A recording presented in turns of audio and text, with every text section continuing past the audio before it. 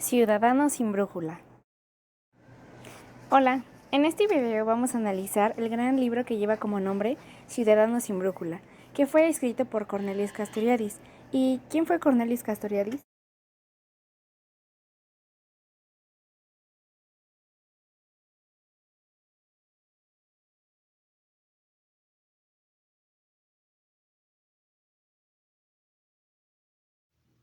Castoriadis postula que cada ciudadano es intérprete de la ley, en lo que se refiere a su propia vida. Cada ciudadano tiene frente a sí ese conjunto de reglas abstractas, pero vive en una realidad cambiante, diversa, una realidad que solo él puede tender, un puente entre uno y otra. La autonomía se alcanza cuando el individuo accede a un estado de reflexión. El sujeto reflexivo puede ver más allá del individuo socializado, ya que está en condiciones de cuestionar las significaciones imaginarias sociales. La política para Castoriadis es el proyecto de autonomía, actividad colectiva reflexionada y lúcida tendiendo a la institución global de la sociedad como tal.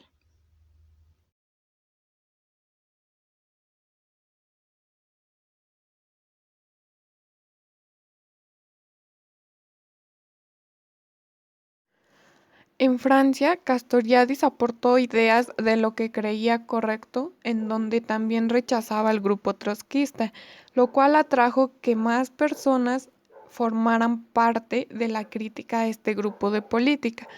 Este hecho con relación al imaginario social instituyente, cabe decir que la filosofía y el pensamiento en general no pueden existir sin el lenguaje, o al menos sin fuertes lazos con este, pero toda producción primordial, individual o contractual del lenguaje es un absurdo histórico y lógico. El lenguaje no puede ser otra cosa que la creación espontánea de un colectivo humano. Lo mismo es cierto para todas las instituciones primordiales, sin las cuales no hay vida social, por lo tanto, tampoco seres humanos. El lenguaje es imposible fuera de la sociedad. El pensamiento es esencialmente histórico. En cuanto al psicoanálisis, el individuo que éste encuentra es siempre un individuo socializado, al igual, por supuesto, que el individuo que lo practica. No encontramos nunca individuos psicosomáticos en estado puro. No encontramos más que individuos socializados. El núcleo psíquico se manifiesta raramente e incluso entonces indirectamente. En sí mismo constituye el límite perpetuamente inalcanzable del trabajo psicoanalítico. La sociedad es creación y creación de sí misma, autocreación. Es la emergencia de una nueva forma ontológica, un nuevo eidos y de un nuevo nivel y modo de ser. Es una casi totalidad cohesionada por las instituciones, lenguaje, normas, familia, modos de producción y por las significaciones que estas instituciones encarnan, tótems, tabúes, dioses, Dios, polis, mercancía, riqueza, patria, etc. Ambas instituciones y significaciones representan creaciones ontológicas. En ningún otro lado encontramos instituciones como modo de relación que mantengan la cohesión. Cuando Castoriadis menciona que un papel de poder y reflexión, según Platón, se dice que el escritor, el pensador, con los medios particulares que le dan su cultura, sus capacidades, ejerce una influencia en la sociedad, pero eso forma parte de su papel de ciudadano, dice lo que piensa y toma la palabra bajo su responsabilidad. Los individuos socializados son fragmentos hablantes y caminantes de una sociedad dada, y son fragmentos totales, es decir, que se encarnan en parte efectivamente, en parte potencialmente, el núcleo esencial de las instituciones y de las significaciones de su sociedad. No hay oposición entre el individuo y la sociedad. El individuo es una creación social, tal vez en tanto tal en su forma social histórica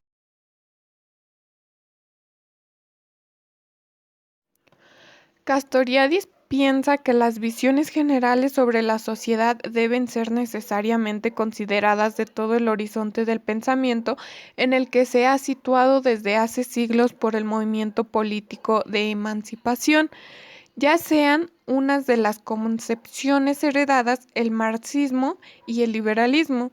El marxismo, que es una teoría expuesta por Marx, que dice que los medios de producción deben pertenecer al Estado. Habla de la lucha de clases, o sea, que sean iguales unos con otros. El liberalismo dice que los medios de producción deben ser capitales privados. Existe una sociedad dividida en clases. Su fundador intelectual fue Adam Smith. Hoy en día rige el neoliberalismo, o sea, se enriquecen unos pocos y a los otros son explotados salvajemente, como en cualquier faceta del capitalismo. En este rechazo irreflexivo juega principalmente dos factores. Por un lado, la limitación de la ontología heredada de tres tipos de seres: la cosa, la persona y la idea. A partir de allí nos volvemos ciegos frente a la imposibilidad de reducir lo social histórico a una colección o combinación de estos tres tipos de seres.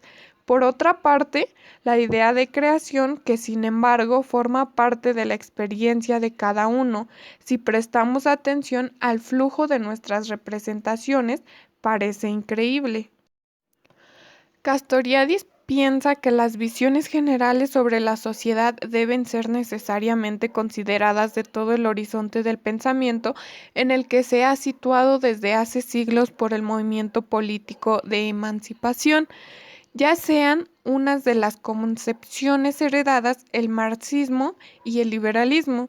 El marxismo, que es una teoría expuesta por Marx, que dice que los medios de producción deben pertenecer al Estado.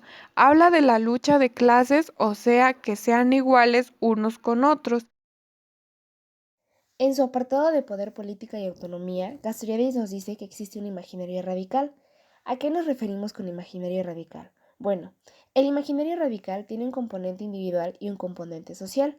Por una parte se presenta en la psique singular como imaginación radical creadora de un magma, o sea, de representaciones, afectos y deseos.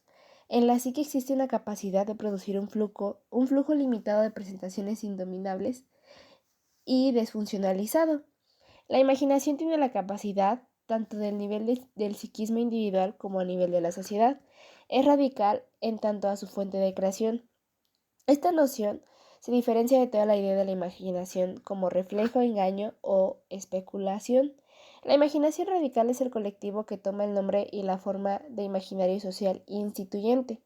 En el imaginario social instituyente crea un mundo de sentido que a su vez crea a los sujetos que lo habitan.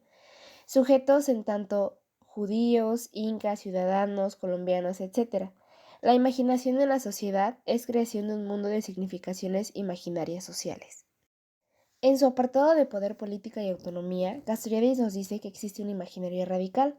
¿A qué nos referimos con imaginario radical? Bueno, el imaginario radical tiene un componente individual y un componente social. Por una parte se presenta en la psique singular como imaginación radical creadora de un magma, o sea, de representaciones, afectos y deseos.